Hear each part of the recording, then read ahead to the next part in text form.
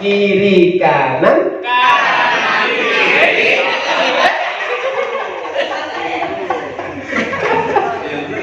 kiri kiri, Maju. Kopi maju. biar fokus dulu nanti baru masuk materi Pak. Kalau belum fokus belum bisa masuk materi. Oke, kanan kanan, Kiri kiri. kiri kanan, maju mundur.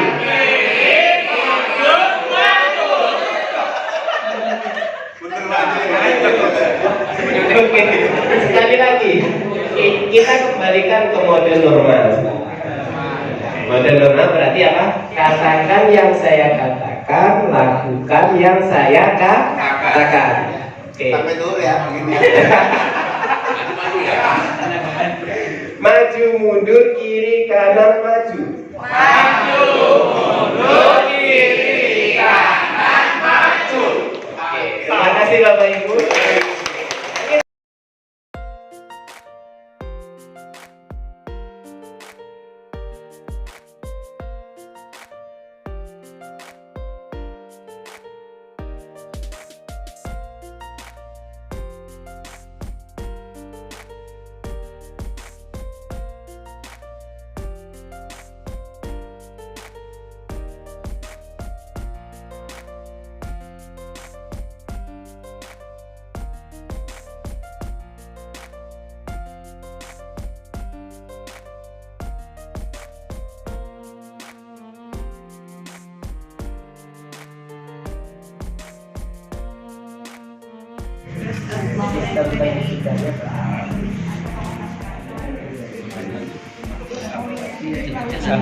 Ini kan ini yang atas saya. Iya, eventnya. Iya, eventnya.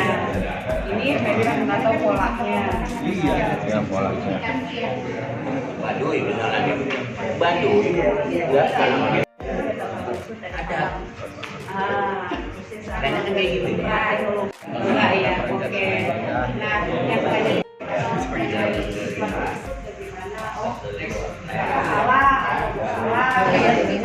Yang benar saja pakai diri semua. Yang lain.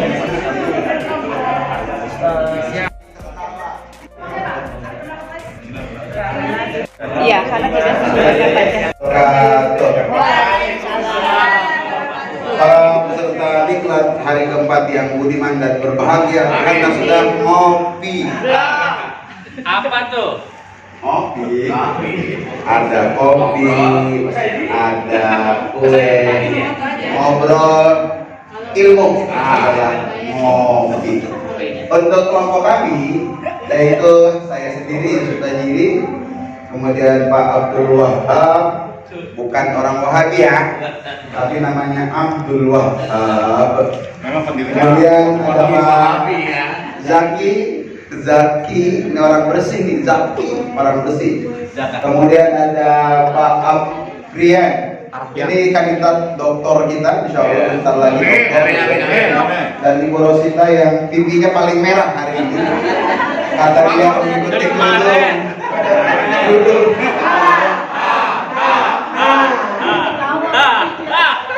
Baik, Bapak Ibu, kami akan membacakan kasus ya. Tidak menerima akidah mereka dan sering menganggap kegiatan-kegiatan tersebut dibilang bid'ah gitu ya. Nah, masalah semakin menjadi ketika ada rencana renovasi masjid di tahun 2016. Pembangunan dari tokoh masyarakat dan pihak terkait, maksudnya struktur pemerintah, tokoh agama, bahkan juga dari pengusaha dan sebagainya. Siapa tahu Pak Masud membangun masjid, ada pengusaha, itu anggaran berapa? 2M dikasih, 2M jebret kelar. Itu adalah, kalau bahasa agama itu ada nilai-nilai silaturahim, ada nilai-nilai kemanusiaan. Jangan sampai kita tidak boleh ekstremisme, merasa berlebih dari teman-teman yang lain, karena pada dasarnya kita semua sama di hadapan Allah, kecuali orang yang paling bertakwa. Kemudian yang ketiga, dikitin naik Pak, perspektif masyarakat dengan aliran Wahabi negatif. Nah, kenapa Masjid Imam bin Hambal itu bisa begitu? Karena menurut persepsi sebagian masyarakat kita, ini salah satu aliran yang tanda kutip dilarang di negeri ini. Kenapa? Karena mayoriti Indonesia adalah Ahlus Sunnah wal Jamaah. Maka kalau kita kembali kepada sejarah, Wahabi ada di mana, di Mesir, keluar gitu kan, ada di Arab Saudi seperti itu. Di mana-mana negara kalau atas namakan Wahabi itu mungkin kurang pas dengan tradisi-tradisi lokal, ada sebuah kampung bahkan sebuah negeri itu. Kemarin dicontohkan kenapa ya ketika orang, mohon maaf sekali lagi, ada celananya naik dikit, kok salah satu menteri yang sudah pensiun mengatakan itu dipersoalkan, kira-kira begitu kan? Maka menjadi ramai. Saya masih ingat Pak, ketika ikut asesmen itu ditanyain, bagaimana pendapat Anda tentang orang-orang keturunan cingkrang? Saya bilang, untuk Indonesia kurang pas, karena Indonesia tidak begitu. Itu salah satu sampel kenapa harus ada persepsi masyarakat dengan aliran Wahabi yang negatif itu perlu diluruskan dan diobrolin. Barangkali saudara kita yang melakukan hal itu karena doktrin. Maka kalau orang-orang Najin mengatakan harus ada tawazun, harus ada tabayyun, harus ada tawassut, tasamuh, sehingga diobrolkan per orang sehingga menjadi nyaman di antara kita semua. Kemudian yang ketiga adalah keserahan masyarakat terhadap tradisi keagamaan sosial yang biasa dilakukan. Misalnya, tidak sedikit di negeri ini orang mengatakan, tahlil itu bid'ah. Mereka mengatakan, kenapa dibilang tahlilan pertama, kedua sampai ketujuh bid'ah? Jawaban mereka simpel, gitu kan? Dia bilang Nabi tidak melakukan itu, ya. Kemudian nggak ada tuh yang namanya ziarah kubur. Seperti itu persepsinya. Padahal Nabi Muhammad SAW bersabda begini, nahaitukum an ziyaratul qabr. Aku, kata Rasul, melarang Anda berziarah kubur. Kemudian kita lihat dulu asbabul wurud hadis itu, Rabi bersabda begitu di mana? Itu beliau masih di Mekah. Dengan harapan kalau orang mukmin berziarah di zaman Mekah itu khawatir keimanannya terganggu, gitu kan? Tapi hadis itu dilanjutkan, fazuruha, maka berziarahlah. Kalimat fazuruha itu muncul di Madinah. Kenapa? Karena di Madinah umat mukmin keimanannya sudah pada kuat. Maka oleh karena itu persepsi seperti itu adalah harus ada mengganggu terhadap masyarakat sekitar kalau punya pendapat semacam itu. Seperti itu kira-kira ya. Maka yang terakhir ada kesenjangan ekonomi. Kenapa yang terjadi hal demikian ya? Karena kesenjangan ekonomi. Misalnya ini nyambung dari yang kemarin kita pertanyakan ke Brin pada saya nanya itu. Karena dengan ekonomi Islam sudah ngajarin begini. Kadal fakru ayyakuna kufra. Kefakiran itu akan mewaris tentang kefakiran. Ini sebuah dari bahwa kondisi itu kan masalah bangunan masjid. Masjid yang dibangun oleh mayoritas ya karena sunni. Soalnya adalah nggak masalah sih kalau masjid apa. Soalnya adalah mereka ada kata-kata yang tidak toleransi seperti tidak. Sementara yang sendiri adalah harus bermanfaat kepada umat, ya Syafi'i, yang ada di itu kan. Orang itu kan nggak mungkin kalau pergi haji, saya buat libur lagi nggak mungkin. Ada lagi seperti itu. Jadi pertanyaan banyak seperti itu. Assalamualaikum warahmatullahi wabarakatuh.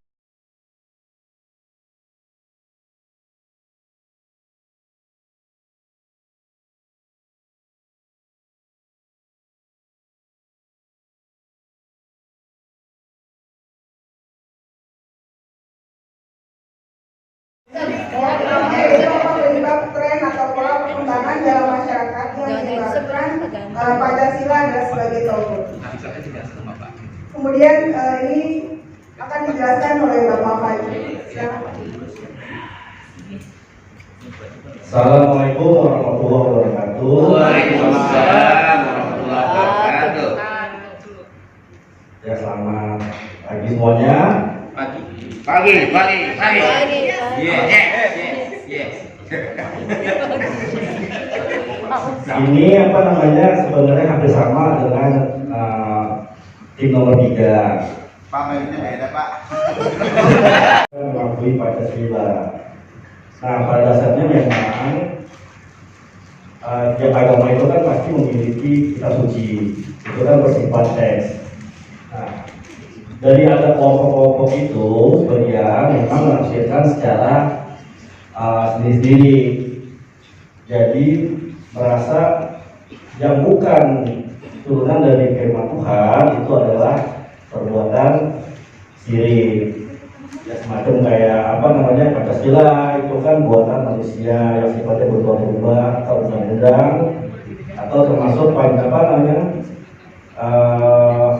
penghormatan kepada Pancasila, penghormatan kepada bendera itu dianggap syirik bagi mereka. Jadi mereka tidak mau mengikuti secara wajib.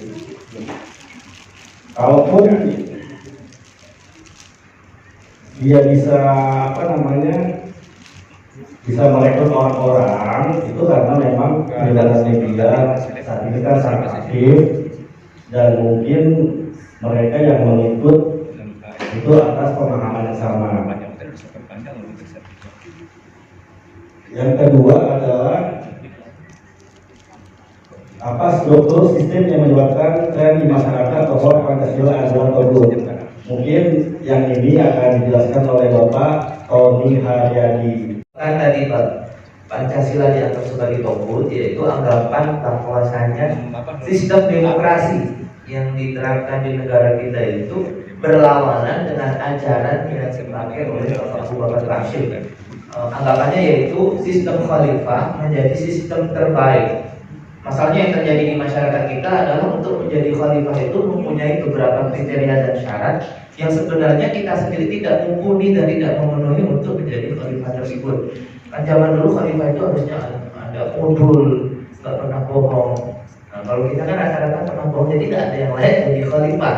Maka saja cara pandang keyakinan yang dipegang oleh masing-masing aspek struktur sistem yang ini akan dijelaskan oleh Pak Jun.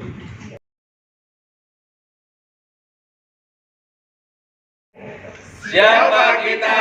Kelompok 2. Yes.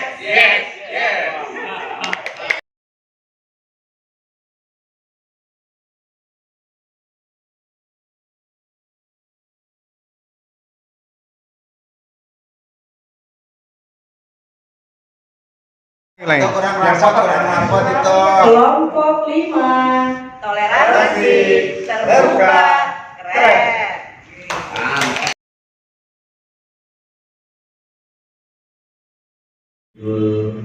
Penyerangan terhadap yang di Sampang Madura itu ada kronologi yang kita flashback dulu ke belakang.